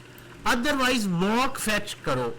मॉक फेच क्या है, मॉक फेच मॉक के फोल्डर में ये मॉक अडेप्टर है और ये यहाँ पे मॉक फेच की हमने ये सारी मॉक फेचिंग है ये हमारी ना, ठीक है जी। सो मॉक फेच करना है या एक्चुअल डेटा लेना है, ठीक है जी।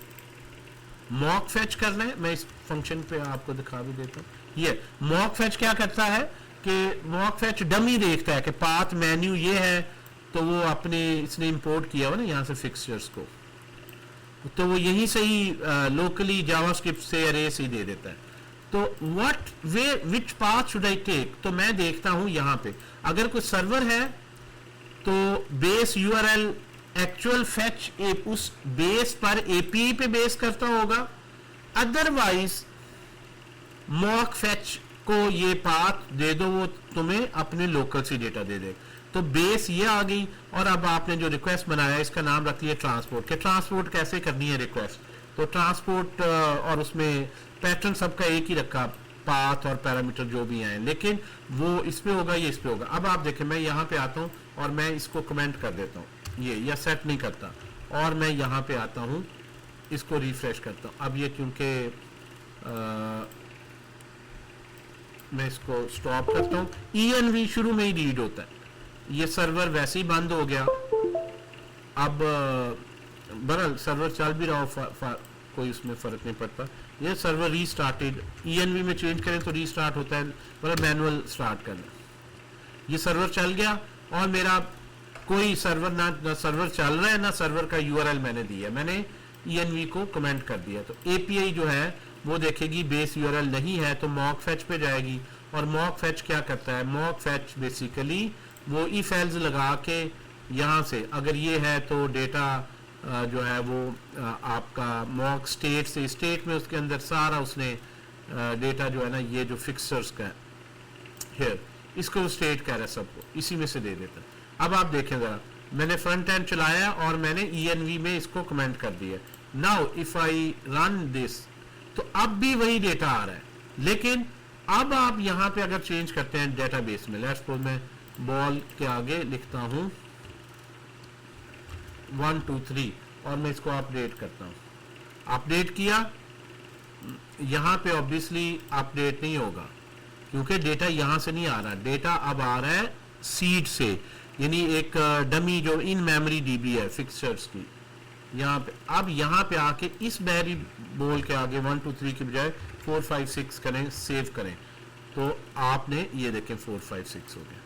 तो आपने इसी डेटे को एज अ सीड डेटाबेस में डाल दिया और अपनी पूरी टेस्टिंग मॉक पे कर ली, खुद ही यहाँ पे एरर रेज करके, खुद ही मैंने यहाँ पे, क्योंकि फिक्सचर है इसमें प्राइस को मैंने स्ट्रिंग में करके देख लिया कि अगर गलती से डेटा API से गलत आ जाए तो ये कुड नॉट लोड डेटा, पूरी एक्सेप्शन सही फायर हो रही है, एक कंपल्सरी फील्ड ना आए, फॉर्मेट सही ना हो, कार्ट जो है उसको अगर आपने फेल करके देखना है, ये AI बड़े हेल्प कर देगा सारे फेलियर।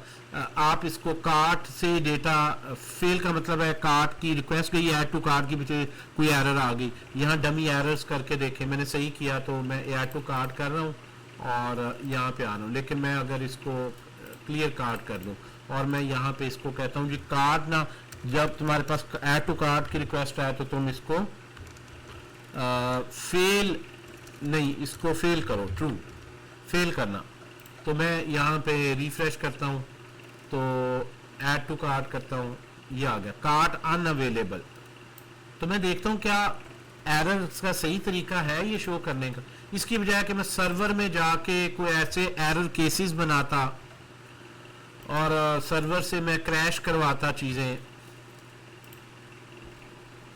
ठीक है जी, तो ये जिस तरह उसने फर्स्ट टाइम किया ना, ठीक है जी, कि पहली दफ़ा भेजा कुछ समहाउ सर्वर जो है वो गड़बड़ कर रहा था तो ये कार्ट अनअवेलेबल, उसने कार्ट नहीं किया और ये मॉक, फिर उसके बाद तो ये मॉक का बहुत ही फ़ायदा है, ऐसी ज़बरदस्त क्वालिटी की टेस्टिंग हो जाती है। फ्रंट एंड डेवलपर जब इसको यही डेटाबेस के मुताबिक बना लेगा हार्ड कोडेड, तो कैसी ज़बरदस्त बात है कि एक मेन स्विच मैंने बदला और वो मेरा सर्वर पे शिफ्ट हो गया, मुझे ज़ीरो चेंज करनी पड़ी। अब ये सीधा जो है वो आ रहा है सर्वर से और सर्वर चल नहीं रहा। तो अब मैं यहाँ पे आता हूँ सर्वर पे, अगर सर्वर पहले चल रहा होना चाहिए, मैं यहाँ पे CLS करता हूँ, सर्वर चलाता हूँ और सर्वर का ENV मैंने दे दिया है और अब मैं इसको करता हूँ। That's how the real industry level developers work. They test each case on their mock, but the mock should be on the same pattern, ना सिर्फ सीड डेटा बल्कि सीड API कॉल्स के भी सारी लॉजिक आपको डुप्लीकेट बनानी पड़ती। पहले पूरी QA की टीम होती थी, आजकल AI ऐसे आपको बना देगा, क्योंकि कंटेंट लिखना मसला नहीं हो गया, आपको तमीज़ लिखवाने की होनी चाहिए। तो your seed, your caches, how they're working, what the role of SWR services, lib and actually फिर नेटवर्क पे, तो this is an amazing setup. अगर आप इसको फॉलो करते हैं तो आप सही मानों में एक क्वालिटी सॉफ्टवेयर बना सकते हैं, हर एंगल से ब्रेक करके AI से ही टेस्ट करवा सकते हैं। और कैशे की जो खूबी है, और कैशे की छोटी सी लाइब्रेरी है जस्ट, तो वो आपने देखी। जी बताइएगा जी आप। जी सर। सर ये जो आपने बताया था मॉक फीचर, तो बेसिकली अगर हम देखा जाए बैकएंड के अंदर जैसे हम ये क्या, कंट्रोलर में जो एक वर्किंग मिनट कर रहे एक हो। मिनट, ये क्या कह रहा है बंदा, प्रैक्टिकल भी करवाए क्या, और ये क्या करवा रहे भाईजान? आपका दिमाग का सीपीयू कुछ ज्यादा ही स्लो है। यानी आप ये कह रहे हैं कि ये 4000 लाइंस ऑफ कोड में टाइप करना शुरू करूं? इसमें कोई ऐसी चीज आपको नजर आई है कि जो आपको लगता है यार ये तो मैंने पढ़ी नहीं, यार ये कैसे बनाते हैं, ये कैसे करते हैं, इसको इंपोर्ट कैसे करते हैं, मॉक अडेप्टर में ये क्या लिखा हुआ है? अच्छा, प्रॉमिस में रिजॉल्व में ओके कैंसिल भेजना है, अगर ये नहीं है तो रिटर्न कर दो, वरना कार्ड में से फाइंड करो। फाइंड का फंक्शन नहीं पड़ा, फिल्टर का नहीं पड़ा, ट्रिम करना नहीं पड़ा, लोअर केस में करना नहीं पड़ा। मतलब अमेजिंग हो यार, आपको 10 सदियां लगेंगी। मैंने तो पहले बताया था कि कुछ ऐसे बंदे हैं जिनका वैसे ही सीपीयू इतना स्लो है। मतलब you have been working as video editor, developers वाला माइंडसेट नहीं डेवलप कर पाते। क्या और क्या आप चाह रहे हैं? इससे ज्यादा मैंने 2.5 घंटे में ये प्रोजेक्ट एक्सप्लेन किया। कोड तुमसे शेयर करना होता तो मुझे एक क्लिक लगनी थी। कल का और आज का टाइम लगा कि मेरा ख्याल है कि मैं सवाल भी नहीं ले सका। इस तरह का मैंने फ्लो कोशिश की है कि इसका करें। आप क्या चाह रहे हैं जी माजिद साहब? क्यों भाई, ये क्या कह रहे हैं? समझ आ रही है आपको कोई इसकी मोइस? हाँ? मैंने तो कहा था कि ये सारे दिमागों में बात जानी ही नहीं। ये वो कहता है ये सारी बात तो होगी सही, आप प्रैक्टिकल तो करें। जैसे मैं कुछ थ्योरी एक्सप्लेन कर रहा हूं। अल्लाह है तुम्हारे हाल पे रहम करवाए, करे रादर। ये बंदा चला गया है कि है अभी? अच्छा चला गया। हम ऐसी बोली जा रहे हैं, चलो रिकॉर्डिंग में सुन लेगा कमेंट्स। क्यों भी आफ्ताब? सर जी सर क्लियर सर। मुझे लगता है कि वो कह रहा चाहता होगा कि सर आप नहीं नहीं, ये सारी जिंदगी जो रहे। अच्छा, इस तरह के बंदे ना पता है क्या करते हैं? ये वो बंदे हैं, मैं Majid is a very good person. वैसे मैं आपको जो कहते हैं वो प्रोग्रामिंग क्या सीखनी है यार, ये लो इधर प्रॉम्प्ट लिखो, make a good restaurant website, ऐसे बन के आ जाएगी तो लाखों डॉलर कमाओ। मेक अ रेस्टोरेंट वेबसाइट, तो ये अभी बना देगा, वाकई बना देगा वो। और वो फिर कहेंगे रील उनकी टॉप पे चल रही है, डेवलपर की जॉब यही खा गया, ये कुछ सीखने की जरूरत नहीं है, आप प्रॉम्प्ट लिखें वेबसाइट बन गई। अब क्यों लोग, मुझे समझ नहीं आती इस एआई के दौर में लोग क्यों प्रोग्रामिंग सीखते हैं। हाँ, ये फिर जो है वो इस तरह की रील्स बनाते हुए वीडियो एडिटर वापस वीडियो एडिटर की फील्ड में चला जाता है कि एक इसी रील्स बनवाता रहे। अल्लाह अल्लाह। और ये देखे मैं उसको बता रहा हूं क्लियरली, और वो कह रहा है टाइम स्टैक भी यूज हो सकती है। हालांकि मैं बता रहा हूँ ये दो कंपेटिटर हैं भाई, और देखो इसमें मैं सिमिलैरिटी समझा रहा हूँ कि वही चीज के लिए सर ना फर्क है। लेकिन एंड में सवाल क्या है सर, इसको हम रेक्ट में यूज कर सकते हैं? अस्तगफिरुल्लाह। Look at the quality of questions after taking these kind of अब देखें यहाँ पे अंबार लगा हुआ है। यहाँ पे हमने पढ़ा जावास्क्रिप्ट में एसिंक्रोनस प्रोग्रामिंग क्या होती है, हमने पढ़ा जी ये कॉल बैक्स, और ये आप देख रहे हैं कैसे सारी फिट हो रही हैं चीजें। मॉक आल्दो अगर आप यही से भी लिखवा रहे हैं, but you know everything, you can not point out even single item इस पूरे रिएक्ट में जो आप कहें ये तो हमने नहीं पढ़ी, बल्कि इससे ज्यादा हमने मुश्किल पैटर्न्स पढ़े कॉम्पोजिशंस के, ये जो इसमें है। सो बहरहाल क्या कह सकते हैं यार, क्या कह सकते हैं। मैं तो कहता हूँ भैंस के आगे बीन बजाना, वो सुना था मैंने मुहावरा। इसलिए ये पैटर्न्स तो मैं कहता हूँ कि दो तरह के स्टूडेंट्स होने चाहिए। एक स्टूडेंट है उनको बेसिक पढ़ा के पास आउट कर दें, अभी उनको नहीं साल ये समझ आनी चीज़ें, इनकी डेप्थ को वो कॉम्प्रीहेंड नहीं कर पाते। और कुछ जो है वो यस जिन्होंने बार बार एक एपीआई कॉल्स लिखी हैं, हर दफ़ा पैटर्न सोचे हैं, बनाने की कोशिश की हैं, वो इसको ज़्यादा बेहतर फॉलो करते हैं। बहरहाल आप बताएं जी, अब क्या कहते हैं मोइस? जी जी जी सर, बस यही एक था उसके अंदर जो सर्विसेज वाला था।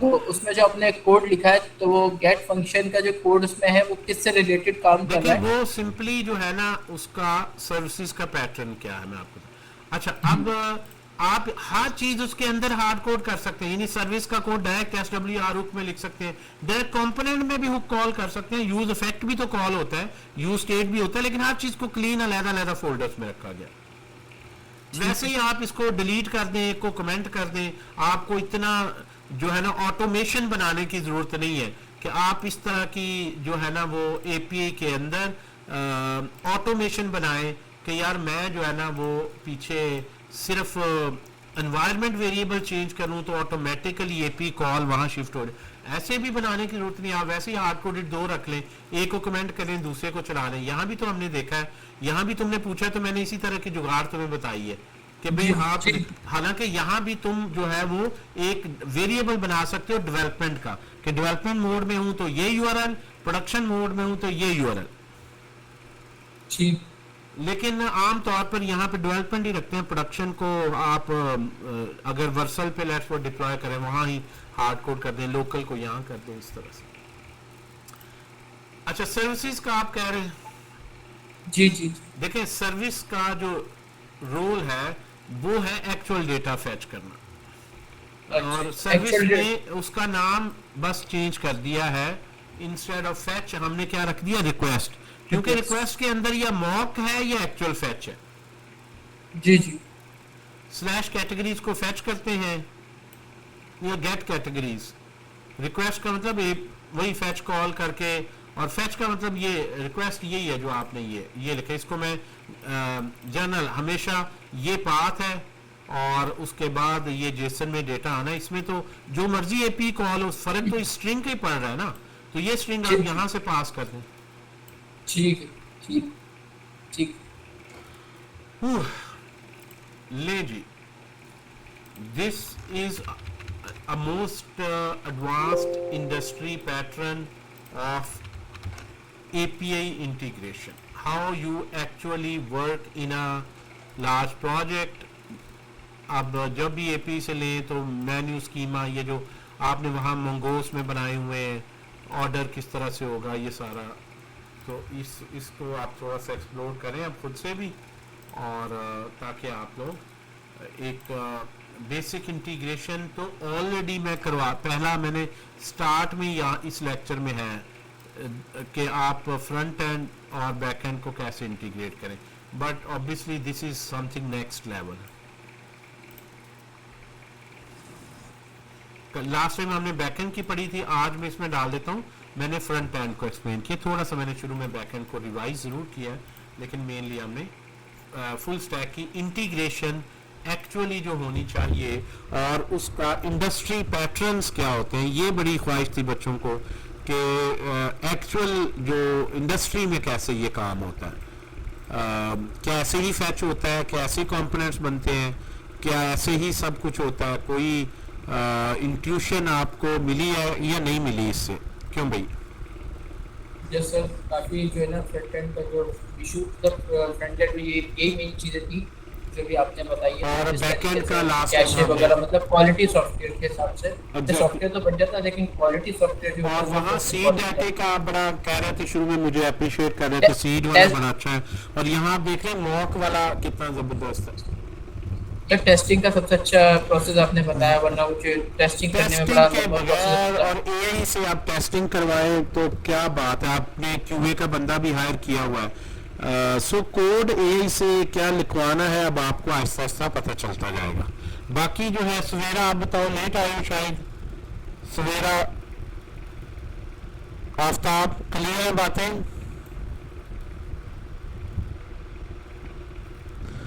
कौन सा ये फ्रंट एंड का पैटर्न आपको या क्या चीज आज इसमें अच्छी लगी ज्यादा